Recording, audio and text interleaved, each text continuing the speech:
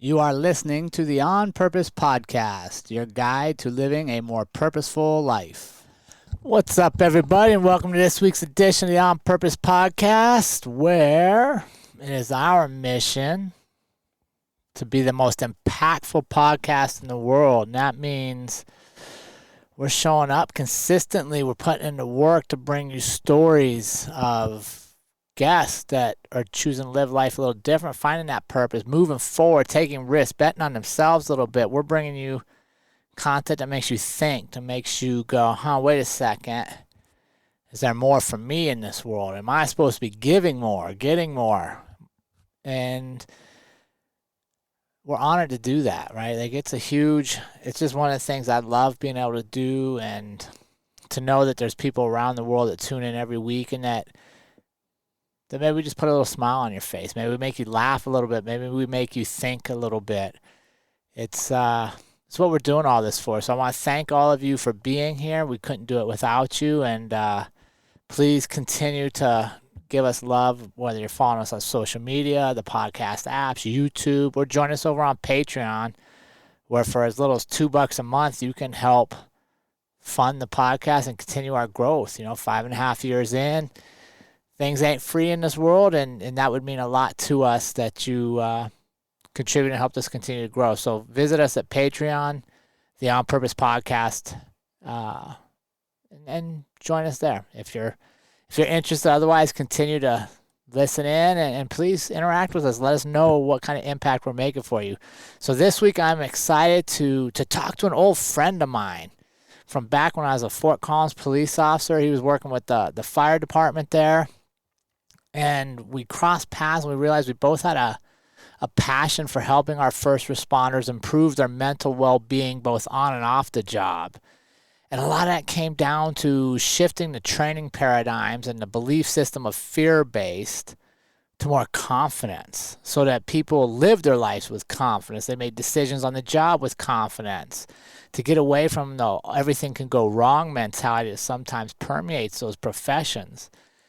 We had some amazing conversations, and I was blessed to be able to go over to the academy with him and teach, which was kind of revolutionary at that time, a mindset class for firefighters that was similar to what our law enforcement folks were getting, but they hadn't received much of it at that time. So he's now the owner of Firefighter Craftsmanship and the host of the Firefighter Craftsmanship podcast. So I hope you enjoy this week's conversation with an old friend of mine, Kevin Housley. Kevin, my old friend, welcome to the On Purpose Podcast. How are you today? I'm doing great. It's good to see your smiling face. I know you guys miss me, huh? How could we not? Yeah. Oh, man. Yeah, it was so awesome to get the email from you and to see what you're up to, dude. I want to applaud you for having... I was thinking about like how long we've known each other as I was prepping for this, and you were like the first guy that ever, at least that I remember, from the fire side approaching us on the law enforcement side saying, hey, talk to us about the mental approach here. What are you guys doing? And it was really, I just enjoyed our conversation because I think both of us were looking for like, wait a second, there's got to be more to just throwing skills at these men and women.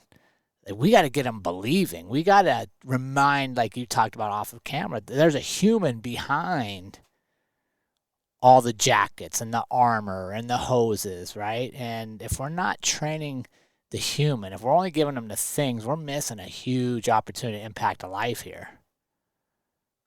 Yeah, absolutely. Yeah. And I think, that, he came highly recommended, and obviously we had seen each other on a call here or there. But it wasn't a super consistent, just based on your assignment with PD and my assignment at the fire department, and so, hey, teaching those human performance classes in the academy and really trying to figure out how can we bring light to the human element of emergency services, and really capitalizing on people like you that have of various backgrounds. So obviously with the police, side of things, but also with the jujitsu and MMA, and then just your upbringing, which you cover like in your book, which is awesome, a really good resource. And so like all of us have these cool tools, and a lot of those tools we don't even realize that we've developed potentially 30, 40 years worth because we've never really put a name to them, right? It might just be, oh, that's I just do what I do because that's what I do, or that's how I get through this situation, or that's how I process emergency calls that are maybe a bad day, Yeah. or stuff going on in my personal life or whatever. And so that was really that. All right, let's talk to somebody outside of the industry, right? Because sometimes, you hear people say it's hard to be a prophet in your own land, Yeah. and so it's really good to bring outside influence and outside perspective from a different industry per se, like PD versus fire, of what are you guys doing and how does that work, especially like in a PD environment where you're working as a solo a lot of times, at least Yeah. initially, versus a fire crew who shows up with 3 to 4 people usually as a minimum. Yeah, I love it. And it's just, I think that's one of the things I really enjoyed about you is you weren't afraid to go to different places to find answers, right? Like, I think a lot of times, I'd be honest, ego gets in the way of people searching out answers because they want it to look how they want it to look, or they Mm-hmm. want to know everything already. And that's such a detriment not only to our professions but just our lives, right? If we go through life just knowing everything, we're missing so many opportunities to learn from great people around us. So that's how I always felt about you, is like I was learning as much from you as I was giving to your classes. And I just want to thank you for having the courage to do different. Yeah, I appreciate it. Yeah, I think you're spot on though. And that class there, when you drew that ego circle on the board, after we kind of talked about all those different influences and the things that maybe, fear based, Yeah. and then they all point towards that big circle of ego, you're spot on. And so it's, how do we develop cultures organizationally in our homes, in ourselves, where we address learning environments, we address things like growth mindset, we address super high performance. What does that actually mean? But we also address cultures that don't eat each other when we make a mistake. Ooh, grace, a little grace, huh? Yeah, Wow. All for right. sure. Well, before we jump into this, because we're going to give the community a lot of awesome stuff here, and what I love about what we're both doing is it translates from emergency services to people's lives, right? Anybody that's leading somebody else in life, whether you're a parent, a teacher, a coach, these lessons and these things we're going to talk about will translate, right? Because it's all about getting performance out of humans. But Kevin, before we do that, I got to warm you up, man. This is like heavy lifting. I can just have you get in there and get right under the squat rack. You ready Sounds for good. this? I'm ready. All right. Sun rises or sun sets? I think the sun rises. It's a new opportunity every day. Dude, I love it. That's exactly how I feel too. But I'm going to tell you, like 90% of my audience here, the guests that come on, go sunsets. Hmm. And yeah, and sunsets kind of annoy me at times, if I'm being perfectly honest. Yeah, Because the darkness is coming, right? So the sunsets are beautiful, especially like here in Colorado. yeah, You they got- are. They are, but then I also think like honestly, I'm like, fuck, did I get enough in today? Did I do enough? Like, cause I'm like, oh man, I'm running out of hours here. Whereas sunrise, I'm like, man, I got the day ahead of me. Yeah, I love it. I love it. All right, song on repeat currently. What are you listening to? My all-time favorite song ever is "Sabotage" by the Beastie Boys. I wasn't gonna guess that one. That one usually surprises people, but if that thing comes up on Spotify, it never gets skipped. That is like my kid, my kids will be like, seriously again, but that's my jam. All right, I'm gonna have to throw that one on today. Just reminisce on that one. All right, favorite book.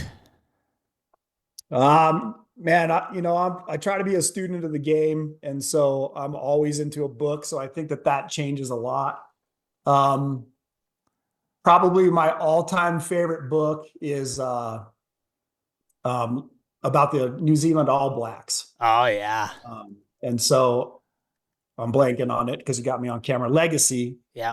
about the New Zealand All Blacks. That is a book that I recommend to pretty much everybody to read. That's a amazing one about personal growth and organizational growth, and has lots of cool human performance psychology in it. What was your big takeaway from that? I'm gonna throw it on my book list real quick. I think that is, the New Zealand All Blacks are arguably the highest performing sports organization, the winningest club of all time. And so how are they able to maintain that level of output. But also they went through some trying times, right? Where they had maybe people involved in the organization while they were ultimate performers, they weren't a good fit and they weren't good stewards of the culture or the game of rugby. And so I think that's it, right? Is you can be a crazy high performer. You can take your job very, very seriously, but that's more than just you, right? You're not just in this little teeny box, I think is my biggest takeaway. Oh, I love it. All right, you get to have dinner with one person. Who do you want to have dinner with, and what do you want to learn from them? I think could be a little bit cheesy, but I'm going to choose my wife, to be honest. Oh, I yes. think she's an amazing human that I learn a lot from every day. She certainly fact checks me every single day. And we have 3 kids, 14, 12, and 7. And so we don't always get a chance to have just like a little sit down and like a couple deep breaths Yeah, over a nice meal, So I'm gonna choose Christy. I love it. Well, let me tell you something, bud. You're getting close to that age and that time, your kids' age, where they're gonna all be gone. You're gonna have lots of moments. Yeah, I know. We're trying to appreciate live in the present for sure. Yeah, I'll tell you about our lifestyle change for Andrea and I is it's almost like a second relationship for us now because we have so much time together and so much time to learn from each other. So just it's there, my friend. You're getting close. Yeah, that's all good. So you're not choosing Andrea, is that what you're trying to tell us? Oh, I don't know, man. I don't know. We have a lot of dinners. Yeah. She's probably tired of me asking her questions. Yeah. Yeah, I mean, there's so many people in history, right? Like a really easy one for me would be if you said, hey, you can't be a family member, it would be, like Jesus would be a really cool dude to sit down uh, and see like how has he been misinterpreted? What was he actually like? Just Yeah, any spiritual leader you could say, right? yeah. But that would be a really high priority there No, for that'd me. be huge. What's a memorable saying or quote that's just stuck with you throughout your life? I think coming from my dad, a simple one to be accountable. Mm, Just, if you shake somebody's hand, you do what you told them you're going to do.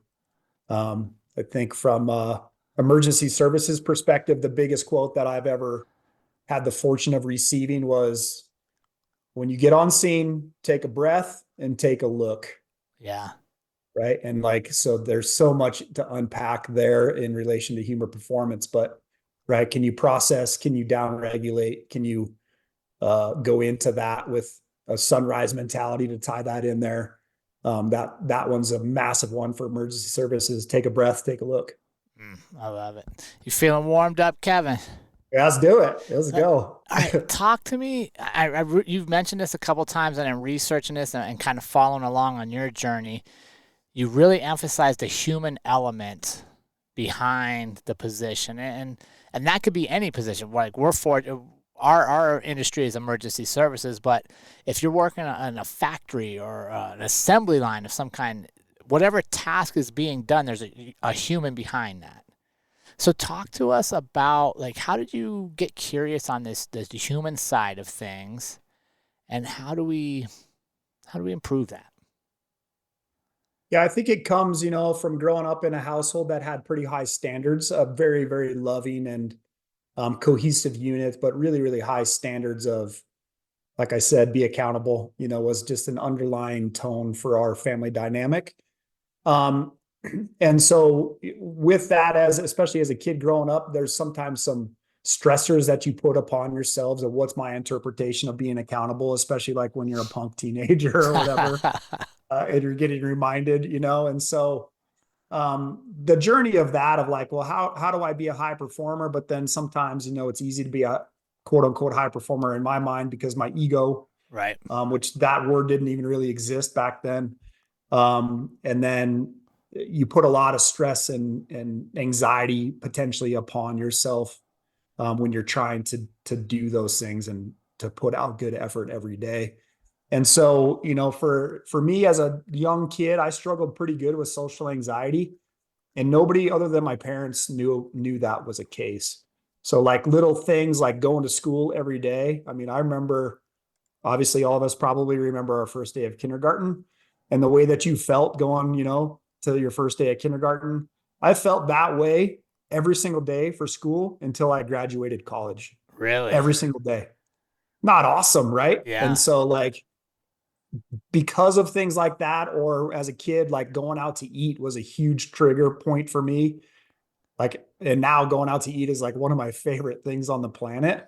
But just the act of like going out in public sparked some sort of anxiety response in me, where I would intentionally, try to, oh, well, I don't feel good. Well, I actually didn't feel good, right? That would Sure. create nausea and stuff like that. But it created all these kind of excuse patterns and stuff like that. And so when I finally got out of college, I got into sales. I was a marketing major in college, and I was in sales. Well, in sales, you make money by entertainment, relationship building, and that most of the time happens over food. Yeah. And I realized really, really quickly, like, well, if you're going to make any money and pay your mortgage payment, you better learn how to go out to eat, dude. Right. And that, I mean, that's how long it kind of took me at 22, 23 years old. Yeah. And so at some point I just kind of made a decision, but once I got into emergency services, I had all these different systems. I had some of that emotional reaction, like that physiological response of like nervousness and nausea and things like that. Well, you can't remove yourself. Yeah. Right. And so I realized pretty quickly I had some systems that I was using that I had developed when I was like 7, 8, 9, 10 years old that I was using that was helping me on emergency scenes. And I really started to unpack some of that, things like breath control, visualization, imagery techniques, Yeah. positive self-talk, like some of those things that I had never really gotten talked to. I had never had a chance to work with like a sports psychologist or anything like that. And so that's really kind of where it came from. Was I have all these systems that now I'm into sports psychology. They have names for all of this stuff. Holy moly, let's unpack this and let's kind of be an open book and say, hey, I'm a train wreck just like everybody else, right? Yeah. We all have our own stuff that we deal with every single day.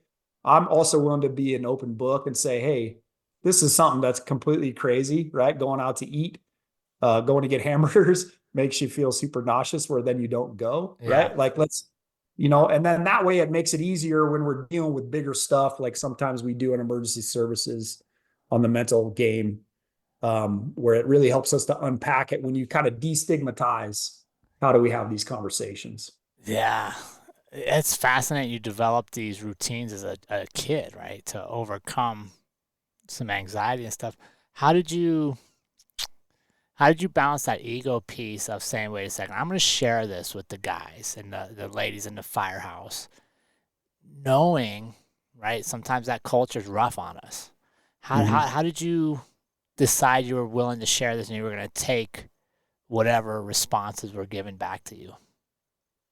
I think for me, it came with, positive relationships and cultures that we had where I was able, those environments were there, even though we didn't really have words for that stuff yet. Hmm. That was still before we had any conversation about mental health. I'm coming up on 20 years in February, Yep. uh, the fire service. And so we didn't have those conversations. We didn't have a peer support team, right? So it was really just, I got very lucky with some of those people, which, most of those guys that it was okay I felt okay enough to be like, hey, here's something like, are you guys dealing with any of this? And then really a guy by the name of Doug McGraw, and I started talking, and Doug was a professional baseball player. He was a pitcher and had some formal training from, the Houston Astros and Chicago White Sox organizations, in sports psychology and things to be able to, after Derek Jeter hits a long bomb off of you, Yeah. how do you got another dude to face, right? And that Yeah. might even be in the playoffs or whatever. And so, talking with Doug and being like, holy moly, there's systems and processes around this. That was a huge deal. And luckily Doug was a member of our fire department at that time. Yeah, that's fascinating because, right, we didn't have a system in place for mental health and for checking, but we did, right? And that system was just deal with it. Don't Yeah. share it. Just get over it, right? And it almost was like if there's something, if you feel a certain way about a call, that's kind of your job to get over it, right? Like there's another call to go on, and we really pushed it on the individual, and we didn't know how people were going to handle it. And I can't help but now, knowing what we know, look back at how many careers were lost, how many good people never got to ride out a great career because they were dealing with something that we could have solved, that could have been fixed if we'd been open and talked about it. Yeah. Yeah. I couldn't agree more. And I think I was pretty lucky where maybe I was on the very front of that wave as a service where we started to have those conversations, or at least, right, there was things like critical incident stress Yeah. debriefings and that nobody wanted to go to, right? But at the very least, we had, those relationships at that crew level, and that was really it, right? And I remember in my interview, they talked about, there was a question in there about humor, right? And it was like, when is the dark humor appropriate? Yeah. Where they were asking us before we were even in the service. And then also, a question around stress, like, hey, how are you dealing with stress? Because you might see some stuff that's not typically normal for you to process.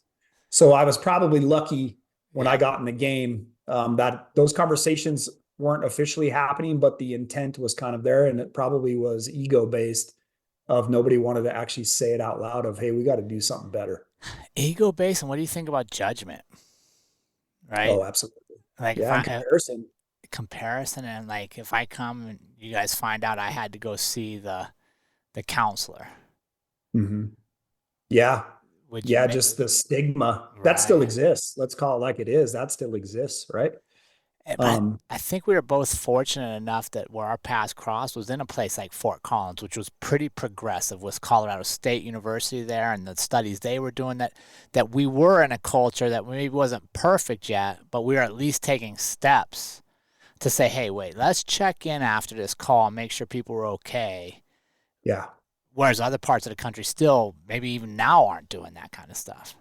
Yeah. 1,000%. And I think I probably didn't ever answer your actual question, but about that human element, and it doesn't matter if you're riding in a police car on an ambo or in a fire engine. If you're a real estate agent, if you're like a factory worker, right, you're a plumber, um, humans are humans, and this Mm-hmm. stuff, we deal with all of this stuff. And it's really a lot just based in stress, positive and negative stress, acute, chronic stress.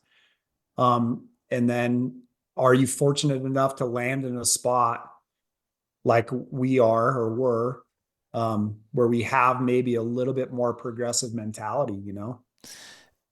So how do we master our stress resilience, right? How do we become owners of that and take, I don't know if this is the right term, Kevin, but accountability. Like, okay, I know stress is going to come to me in life. It's natural. Like I'm not supposed to have a stress-free life. That's not how humans work. But I'm accountable for how I'm going to react.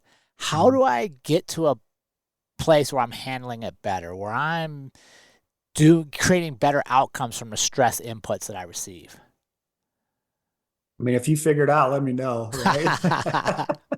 When you got the answers to the test, I'll pay you money for them. Yeah.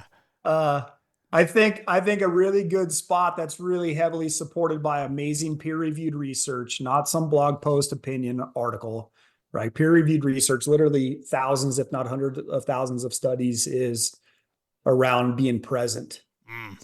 and processing information as it comes.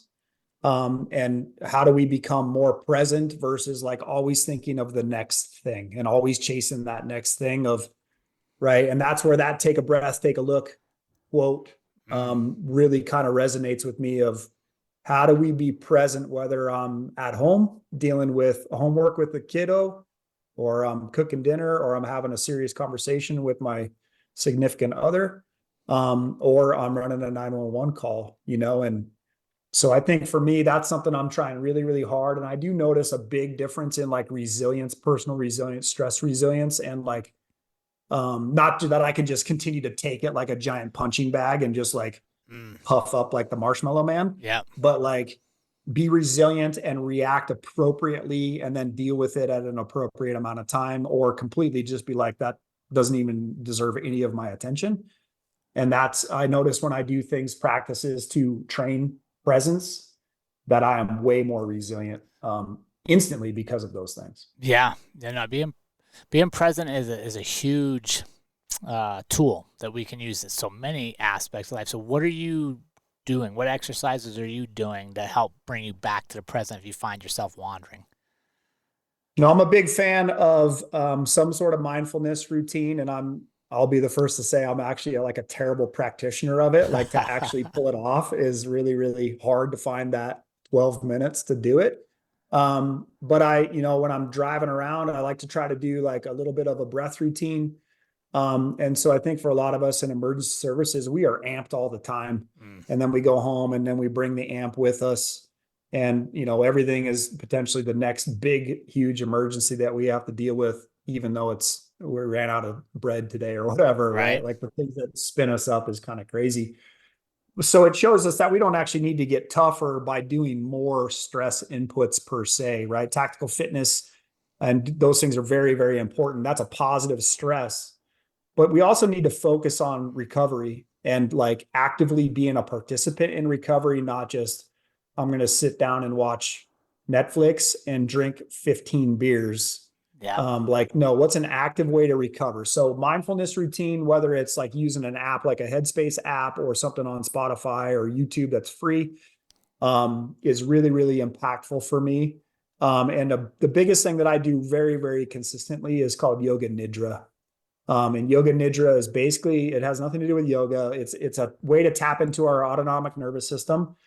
It's basically progressive muscle relaxation. You lay there, all you have to do is lay there and listen. And there's a voice that kind of walks you through and you're relaxing different various parts of your body as you go. It can be used somewhat as a sleep replacement therapy, which a lot of us in this industry, a lot of us just in general need sleep replacement or better sleep. Sure.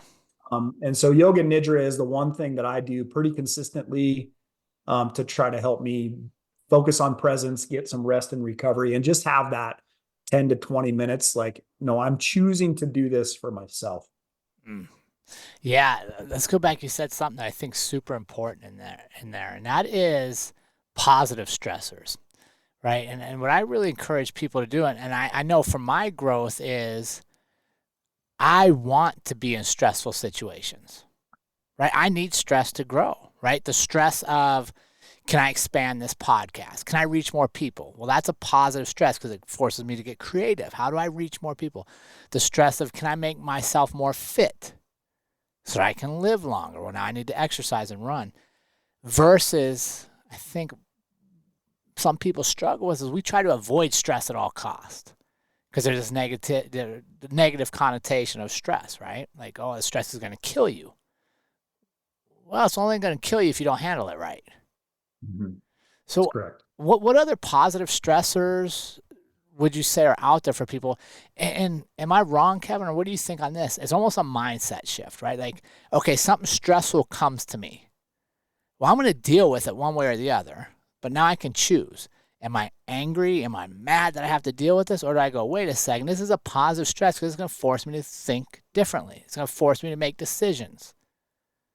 Yeah. Yeah, and there's a former SEAL that talks, I can't remember his name, unfortunately, but he talks about, right, threat versus opportunity. And so when you put some names and you put some words on it, right, like, hey, is this a threat? And sometimes we're in situations where it's absolutely a threat. Sure. You don't have to be in emergency services to be in those situations, right? Especially right. this world. Most of the time, though, those things are opportunities. And I'm not talking like, just think it away. It'll get better. Like, just tell yourself it's going to be fine. Like, no, sometimes life is hard and sometimes it sucks. Mm-hmm. Sometimes bad days are really bad. And those days might be turned into years, right? But I think that, if it really starts with your mindset, and to me, you'll hear me talk a lot about it, firefighter craftsmanship, awareness is foundational. And so if you have this conversation going on in your head, which all of us do all the time, that conversation trends negative. That's how we're built because it's conducive to survival. If I'm negative about walking into a dark room, well, that has a long lineage of why, right? Like from sleeping in the woods and hearing the twig break. Right. Is that a saber tooth coming to eat me? Right. So that's kind of where we're going to trend where everything negative is a threat. Just physiologically, that's what our heart rate is going to go up. Our respiration rate's going to go up. That's a threat. And so now you have to make that cognitive connection and make a choice of not just to make it into like this nice little cake, but into, hey, this is going to suck. Like I guarantee a lot of the workouts that you do still are not super fun, but you can be like, oh, this is going to completely suck. And yeah, it's going to suck. Or you can be like, this is going to be hard and I'm going to get way tougher and I'm going to actually have better VO2 output because a result of consistently doing this sort of stuff or blah, blah, blah, blah, blah. My knees maybe aren't going to hurt as bad because today I'm going to do stretching or whatever. Right. That's an opportunity, even though like the work is still hard. It's still hard work. Yeah. You know what I found for that, Kevin, is so I'm 52 now. And I'm like, if I take a realist view of my life, I think the average American's like 78 or something before they pass away. I have less years ahead of me than behind me, right? Mm-hmm. So if I get a position like you're saying, like I'm challenged, it's something I know is going to be hard, but I got to get it done. One of my favorite techniques is to go, okay, just take a minute, picture 80-year-old Jerrod. 80-year-old Jerrod would die to have the opportunity to work out like you can today. Mm-hmm. 80-year-old Jerrod would love to be 52 for just one more moment. Yeah. Right? And then you're like, fuck it, what am I feeling bad for myself for? Like, yeah, this dude in the future, he's going to thank me for what I do right now. So let's live up to this guy. Absolutely. Yeah. And all that longevity science supports it, right? I mean, of what you do today, we're actually probably, even with, the focus on fitness and nutrition and hydration and all that stuff that a lot of us are into, it's probably still not even quite enough, which shouldn't be like this, oh no, I got to just be a complete cyborg and psychopath. But it's also like, hey, when I have an opportunity to even just go out and walk around my neighborhood or go for a little ruck, put some weight on your back and walk around your neighborhood for 20 minutes. Yeah. That's going to pay off for 80-year-old Jerrod and 80-year-old Kevin for sure. No doubt about it. Yeah. Or on the flip side, right? Like you said earlier, you get a chance to come home from work, kick off your shoes, have a beer and watch TV and disengage from everybody, or make dinner for your wife. Mm-hmm. Which one's going to pay bigger dividends for that 80-year-old self, right? Yeah. Probably depends on how good of a cook you are, though, right? I don't know. Even if you burn the shit out of it, you're going to have a great memory because remember that time you tried to cook me dinner and we ordered pizza? Yeah, that's right. We ate at 10:30. Yeah, but right, like I think, and that's what I love about life is literally this next second I can choose to be different than I was last second. Yeah. And I think that's a great message and something you're doing with people is trying to foster having fulfilling careers, right? Not just a career where you get a pension and you have benefits, but a career where you feel like, fuck, this was worth it. Mm-hmm. So what have you been doing to ingrain that at the recruit level, right? At the entry level, because I think that's where we used to miss the boat, right? We used to give them all these skills to do all the fun stuff with the job, but we didn't really teach them how to maintain that enthusiasm, that excitement for 20 years. What are you doing differently now? I think first off, we're putting words and language and terms to it, right? And so a lot of those recruits, especially in the fire service, they're 21 to 27 years old and they're completely invincible to themselves. They'll sleep when they're dead. They don't need any of this hippy dippy baloney stuff. Right. Especially in Colorado. Right. Yeah. Oh yeah. But I think just putting some terms to that of like, hey, first off, you get to choose. This is a choice, just like everything else in your life. You are choosing to be here. You did not get drafted to be here. Nobody's making you stay here. So if that's your choice, then choose that thing every day. Be present, have that sunrise mentality and choose to be here. And try to put out, right? And so, yeah, we will give 110%, give 110%. We've heard that ever since we played whatever sport when we were 5 years old. Right. It's like, well, can I give the maximum 100% of what I'm coming to the table with today? Right. So if I'm super tired and sore, or we had a nasty, couple shifts with a bunch of nasty calls or whatever, man, I might be operating at 60%, right? Let's just call it like it is. Or I got some stuff going on at home or whatever. But can I give the maximum amount of that 60%, and with good faith say, hey, I'm choosing to be here today and I'm going to do it. I have realistic expectations that went back 20 years ago when I started the job, I could do physical fitness things that just hurt too much, or there's just no benefit to do it now that I'm 46. Right. Right. And so, those are the things I think it really comes down right away of you're choosing to be here. And so if you start bitching and complaining and you're doing that for 5 years straight, then go do something else and kick ass. Right. And, we say a lot at Firefighter Craftsmanship of we want you to retire happy, healthy, and strong. And this is a career, in emergency services that honestly should fill us up. We get to do some really, really good stuff for people. Yeah. And a lot of us leave the industry, regardless of what department or organization you're with. Yeah. Burned out, pissed off, divorced. And a lot of us get cancer and die really, really quickly. And that sucks. That needs to change. Yeah, no, 100%. So what techniques or strategies are you giving them, right? Because it's one thing to tell them like, hey, enjoy this. Mm-hmm. But it's better if we can provide tools, right? Or a system to where everybody falls in and we can kind of watch out for, okay, wait a second. This is an example I give in a lot of my classes is you and I get hired at the same time. We're both having fun. We're loving it. And you got all these goals. You want to do this, this, and this within their career. And I want to do this, this, and this. And then 5 years in, we barely talk to each other. I'm doing none of the stuff I used to want to do. But you don't ever come tell me about it. You don't ever come say, hey, Jerrod, remember you wanted to do these things? What happened, buddy? Like, let's get you back in here. So what can we do to make sure that we're taking care of each other in that manner beyond just the, hey, are you good at your job task? And that's that human side of things, right? Yeah. And that good at your job task is really easy for us to measure, right? You can see it. For sure. You can feel it. You can see it. Hey, man, Jerrod, are you okay? Yeah, dude, I'm good.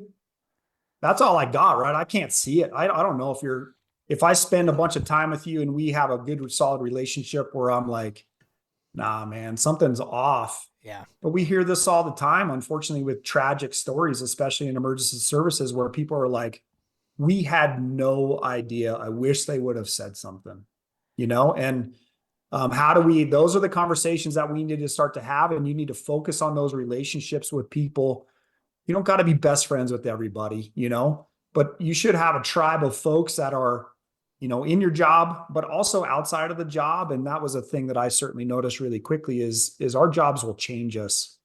They definitely change you. They change your relationships with who you hang out with. It's easy for us to hang out with only people that are in police services or in fire or whatever. Right. And so I think that's a big thing. But, two of the tools that came to mind right away that I talk about in our recruit class, as well as our resilience for the emergency scene online class is, establishing your core values. And so Simon Sinek would call that your why. Yeah. Why do you get up and grind every day? And so what are those things, and having them written down, and those things probably are going to ebb and flow and change. Your core values, though, were probably instilled in you and given to you and developed by you, but they were given to you by somebody else. Could be positive, could be negative based on your environments. But what are those things? And then now taking that to the next level of, well, what are some examples when you don't live within your values? What does that look like? Because all of us are going to do that. And sometimes I do that every single day where it's like, oh yeah, that's my value. But you just treated that person like that, right? That doesn't go into your value as kindness or whatever. Sure. And so, okay, well, so how do I not then create shame around that? It's how do I get a little bit better? And just that awareness is being foundational of, okay, what are my values? Do those change? If I'm bitching and complaining every single day, well, am I living with my values? And if I am not, or can I change that? Do I need to just change my mentality, make a choice, change my routines, change my environments, stay with my organization? Awesome. Do I potentially need to go look at doing something else or switch into a different department or whatever? Like, awesome. All of those things come with pain and suffering as well, right? Like, even though there's good positive change, there's always some negatives, So I think the biggest one is is your core values. And then the second one is like, what are the relationships that you are willing to put time and energy and effort into? And then what are the things that you're willing to do to actually foster those things? So very easy for me to say, hey man, I love my kids. I love my 3 kids, love them. But what am I doing to make sure that I'm fostering those relationships as they start to get older and they want to hang out with their buddies more, or they're doing sports and school and all of that stuff? Or very quickly, right, in a matter of 4 years, our oldest is going to be out of the house, right? Yeah. Doing something, college, whatever he chooses to do. And so, okay, well, I want to go camping with him. All right, cool. Show me on your calendar where the camping date is scheduled. Because if I just say, hey, I want to go camping, that's currently what's happening to us. We have a month left of summer vacation before they go back to school.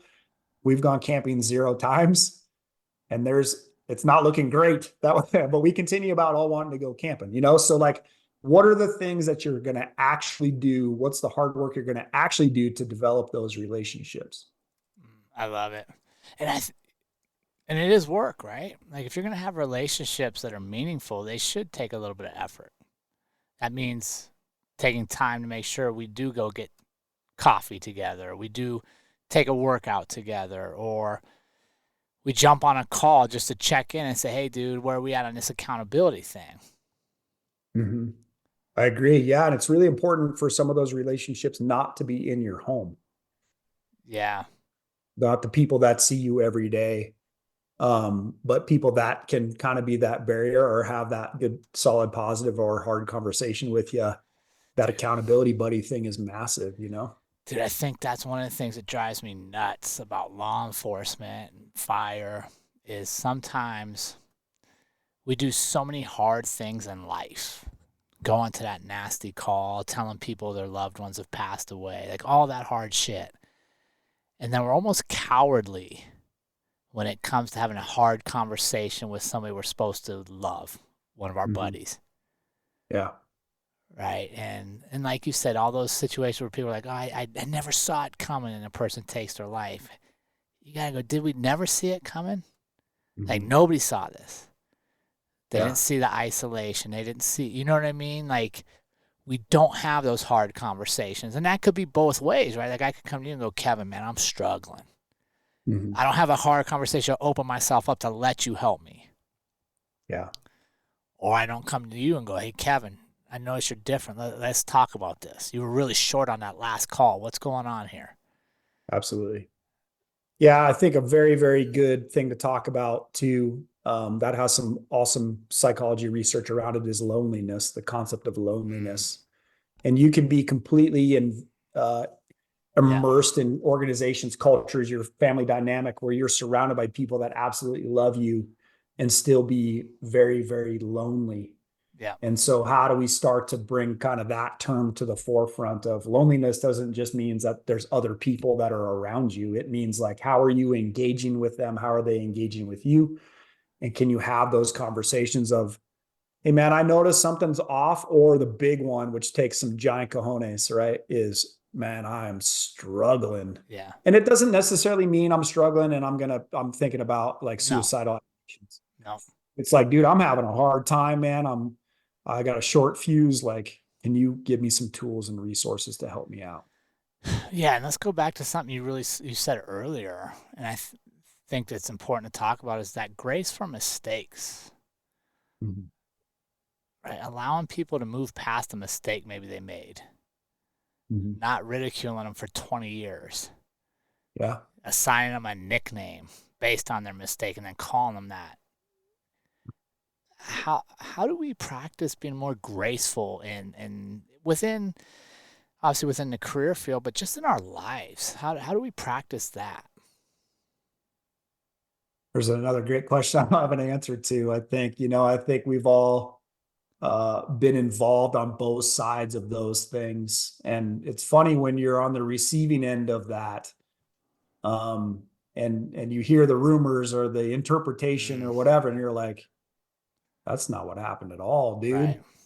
But now you have a nickname or a reputation or whatever around that of having grace. And I think, grace is a term where when we talk about that, it's like, oh, well, no, we need to have high standards, and there should be job requirements, and on and on and on. Yes, I 1,000% agree with you, 100%.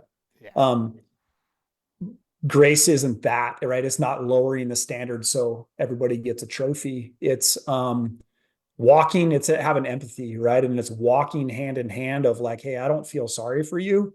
I don't have sympathy for you. Yes, I have sympathy for you, but I'm here. I'm going to walk with you, and I'm going to help you on this journey. And we're going to both come out a little bit better at the end of this thing, and it doesn't have to be on these major grandiose issues. It can be something very, very small, but I think that we're pretty good at attacking each other, and it's only gotten worse with social media, and the diversion, and the political climate and all that stuff, and the bots that are feeding you content that they think you want to see, and it just created this massive division. So I think you're spot on, where we need to start to talk about grace and how do we treat each other, and most importantly, it's got to start with how do you treat yourself. Yeah, no, that's a great point, right? Because if I don't give myself grace for mistakes I made, if I don't give myself a chance to be better, it's hard for me to see you in that light, right? Because we reflect on others what we usually are feeling about ourselves. Mm-hmm. Yeah, no, that's a fantastic point, Kevin.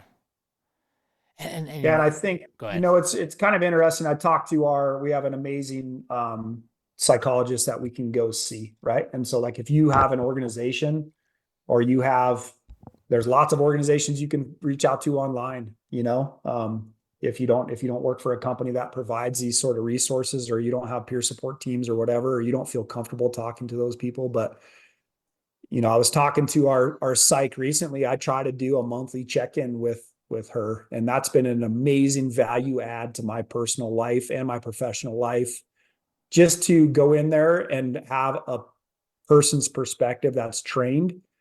And talk therapy isn't for everybody, right? But I would encourage you to at least go to talk therapy at least once a year at the very minimum. For me, it's been a huge value add to do that a bunch, and a consistent thing that I have a conversation about that I'm very happy to be open about is it's pretty easy for us to be resilient a lot of times at work, and we see some nasty stuff and we process that. We have a nice little system where we can process that, and whether that's fitness or talk therapy or mindfulness or whatever. It's even easy for us to, we just bought a new house. And so coming with a new construction build, you're dealing with different contractors, and stuff doesn't always go right. And we got a plumber in our house right now dealing with water in a brand new basement, right? That's something you could easily blow your stack about. And I have and been very close to doing it multiple times. But all in all, I think I do a pretty good job of treating other people with really good, like, hey, I'm really frustrated, but we got to work the problem. Yeah. Nice little simple system. Now, when my 7-year-old does something that should actually probably be hilarious, right? Like, whatever, pick whatever it is, put the cap on the toothpaste. Yeah. And I completely lose my mind. And then that affects me or her for 2, 3, 4 days. Yeah. Like, why is it so hard for us to be resilient and have grace with the people that love us and we love? And it's probably because of like perception and those sorts of things, where we can actually kind of take off those masks at home. And unfortunately, when you take off the mask, sometimes those people that really truly love you get the worst of you too, Yeah. No, I think you're absolutely right. I think takes practice though, right? Mm-hmm. To shift gears, and it takes, like you said earlier, awareness. Mm-hmm. And I still don't have the perfect answer on how do we shift gears? How do we send our men and women home from the job that takes so much of them, and they get home and they're able to just give? Yeah. Yeah. Has to be some sort of a transition phase, right? There's a transition phase from when you leave your house and you go and you put on your vest and your uniform. Yeah. Right. For sure. Like when I put my gear on the rig, like that is a mental process for me that I'm working through, a mental of the action of putting my bunker gear from my locker onto the bay floor, onto the apparatus.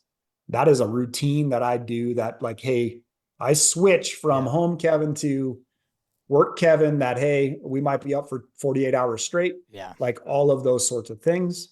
And I don't always have a great routine when I come from work to home, other than like, holy moly, I wish I could take a nap, but I can't because I got littles at home or whatever, you know? Yeah, I think, but if we tie back to what you mentioned earlier, if we get home and we just take a minute to make ourselves present, couple deep breaths, maybe a moment or two of silence to go, okay, I'm present. That's probably a good start to that switch, right? Because now your 7-year-old leaving the cap off the toothpaste isn't nearly as big a deal. Right. Yeah, it's not. And it's kind of, I think, again, awareness is foundational. And then you start to have those conversations. You got to eat your ego. And man, that thing tastes gross a lot of times.